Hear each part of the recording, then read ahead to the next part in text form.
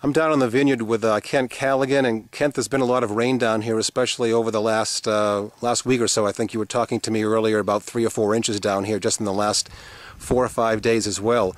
How do the soils handle all of that rain down here, and what are the soils made of? Well, it varies considerably throughout the vineyard, but you got calcareous, iron-rich, sandy, gravelly loam. In some spots you hit a considerable amount of clay. And they're well drained soils, no question about it. But when you get as much rain as we get and it gets saturated, you really see quite a bit of runoff. This last night we had an inch, and we had quite a river going out the front gate. In terms of soil, again, you got a lot of gravel, as you can see, and just sitting on the surface there, and calcium too, which tends to inhibit little nutrient uptake.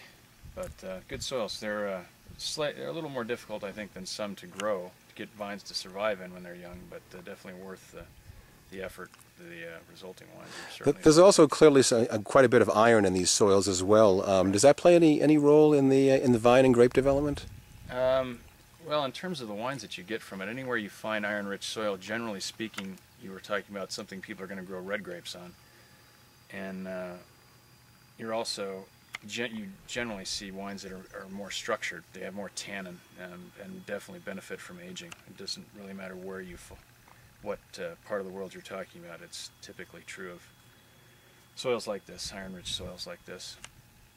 Now, down in this valley, in this area, do the soils vary from one location to the other, or are they pretty homogeneous?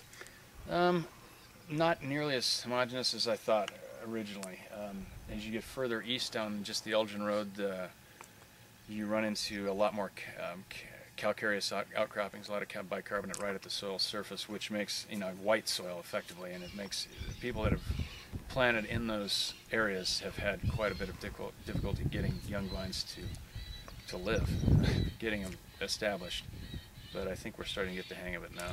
With all the moisture around, one of the thoughts that probably comes to mind for a lot of people is the risk of mildew as time goes on. Can you approach that for a minute for us?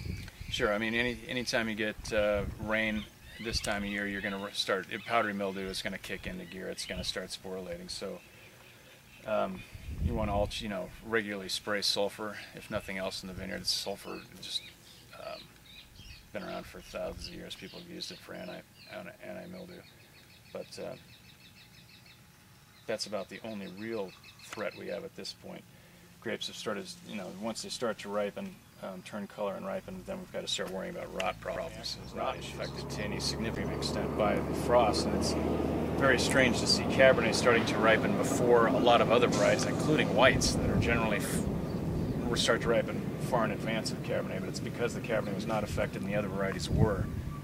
And the ones that were set back at least 2 to 3 weeks. So this is the end of July, basically. And in terms of where the vines are at, the ones that were hit by frost are more like the beginning of July is where they are right now. Now, does this translate into a later harvest for these grapes, or will they catch up at some point? No, I definitely anticipate picking a lot of this stuff well into October. Okay. Who knows? Maybe we'll hit November.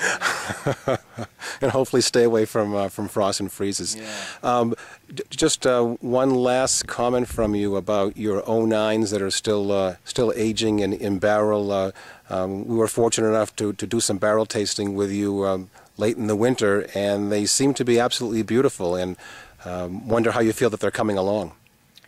Well, we just racked all the wines except for Grenache and Mourvedre.